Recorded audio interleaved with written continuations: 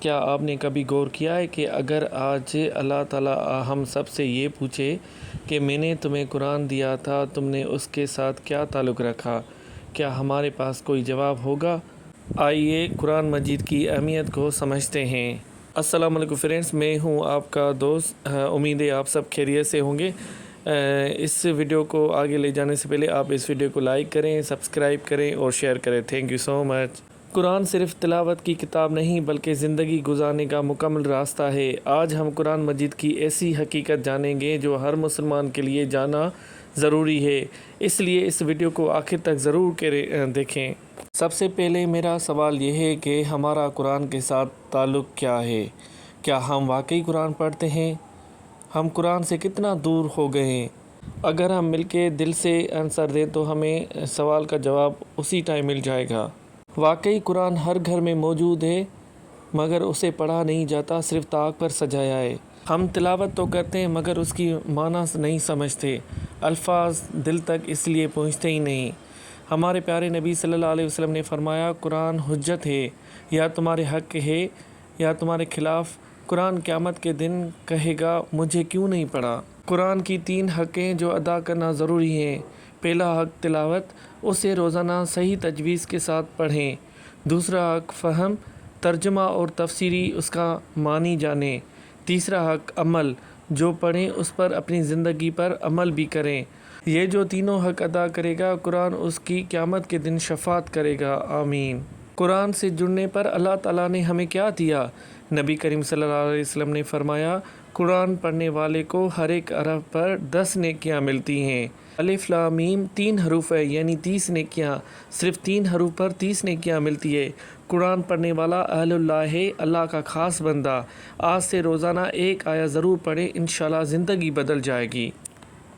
جب زندگی میں ہر راستہ بند نظر آئے، دل بے چین ہو اور کوئی سہارا نہ ملے، تو ایک سہارا ہمیشہ باقی رہتا ہے، وہ ہے قرآن مجید۔ یہ صرف پڑھنے کی کتاب نہیں بلکہ ہدایت، صبر، امید اور اللہ سے تعلق مضبوط کرنے کا ذریعہ ہے۔ آئیے جانتے ہیں کہ مشکل وقت میں قرآن مجید کی رہنمائی لینا کیوں اتنا اہم ہے۔ آج کے دور میں دیکھا جائے تو ہر انسان پریشان ہے۔ اس پریشان حالت میں کیا کرنا چاہیے؟ پریشانی کی حالت میں سورۃ الرحمن کی تلاوت دل کو سکون دیتی ہے، اللہ کی رحمت اور نعمتوں کو یاد دلاتی ہے، صبر، شکر اور اللہ پر توکل بڑھاتی ہے، اللہ سے دعا اور مدد مانگنے کی ترغیب دیتی ہے۔ سبحان اللہ۔ اگر آپ بے سکونی، پریشانی یا ذہنی دباؤ محسوس کر رہے ہیں تو سورۃ بقرہ کی تلاوت کو اپنی زندگی کا حصہ بنائیں۔ نبی کریم صلی اللہ علیہ وسلم نے فرمایا، سورۃ بقرہ پڑھنے سے فضیلت بیان فرمائی، اور صحیح حدیث میں آیا ہے کہ جس گھر میں سورۃ بقرہ کی تلاوت کی جاتی ہے وہاں شیطان داخل نہیں ہوتا۔ سبحان اللہ۔ اگر رزق میں تنگی محسوس ہو رہی ہے تو اللہ تعالیٰ کی طرف رجوع کریں، دعا، استغفار اور سورۃ واقعہ کو اپنا معمول بنائیں۔ اگر بیمار ہیں تو سورۃ فاتحہ کا ورد کریں، دل بہت بھاری ہو رہا ہے تو سورۃ الضحیٰ پڑھیں، دل سخت ہو گیا ہے تو سورۃ الحدید پڑھیں، مایوس ہو رہے ہیں تو سورۃ الشرح پڑھیں، اور گناہوں کا بوجھ محسوس ہو رہا ہے تو سورۃ الزمر کا ورد دیکھیں، پھر دیکھیں آپ کی زندگی کیسے بدل جاتی ہے۔ بے شک یہ 5 وہ صورتیں ہیں جس کے پڑھنے سے آپ کی زندگی و آخرت بدل سکتی ہے۔ سورۃ یاسین قرآن شریف کا دل کہا گیا ہے۔ البتہ سورۃ یاسین قرآن کا عظیم حصہ ہے، اس کی تلاوت باعث اجر ہے۔ نماز فجر کے بعد اگر کوئی بھی شخص سورۃ یاسین کا ورد کرے گا، دن بھر کی حاجات اللہ تعالیٰ اپنے ذمہ لے لیتا ہے۔ سبحان اللہ۔ سورۃ فتح، یہ سورت نبی کریم صلی اللہ علیہ وسلم پر نازل ہوئی اور آپ صلی اللہ علیہ وسلم نے فرمایا کہ یہ سورت مجھے دنیا کی ہر چیز سے زیادہ محبوب ہے۔ اس میں فتح، اللہ کی مدد اور مومنوں کے لیے خوشخبری کا ذکر ہے۔ اس لیے نماز ظہر کے بعد سورۃ فتح کا ورد کیا کریں۔ اس وقت تک موت نہیں آئے گی جب تک حج اور عمرہ کی سعادت حاصل نہ کر لیں۔ سورۃ النبا، یہ قیامت، حساب اور جنت و جہنم کی یاد دلاتی ہے۔ اس کی روزانہ تلاوت سے ہر شر سے حفاظت کی مخصوص صحیح روایت موجود ہے۔ سورۃ نماز عصر کے بعد سورۃ النبا کا ورد کریں، بے شک اللہ تعالیٰ محشر کے دن کی سختی سے حفاظت فرمائے گا۔ سبحان اللہ۔ سورۃ واقعہ میں قیامت اور رزق دینے والے اللہ تعالیٰ کی قدرت بیان ہوئی ہے۔ ہمیشہ یاد رکھیں، نماز مغرب کے بعد اگر کوئی بھی شخص صورت واقع کا ڈیلی ورد کرے گا تو انشاءاللہ اللہ تعالیٰ کے کرم سے اللہ تعالیٰ کی جیب سے رزق کا بندوبست فرمائے گا۔ انشاءاللہ وہ جلدی اپنے رزق میں مالا مال ہو جائے گا۔ سورۃ الملک، نبی کریم صلی اللہ علیہ وسلم نے فرمایا کہ 30 آیات والی ایک سورۃ ملک اپنے پڑھنے والے کی سفارش کرے گی یہاں تک کہ اسے بخش دیا جائے گا۔ سبحان اللہ۔ کوئی بھی انسان اگر نماز عشاء کے بعد سورۃ ملک کا ڈیلی ورد کرے گا تو عذاب قبر سے حفاظت اور قیامت کے دن کی شفاعت کا ذریعہ بنے گی۔ سبحان اللہ۔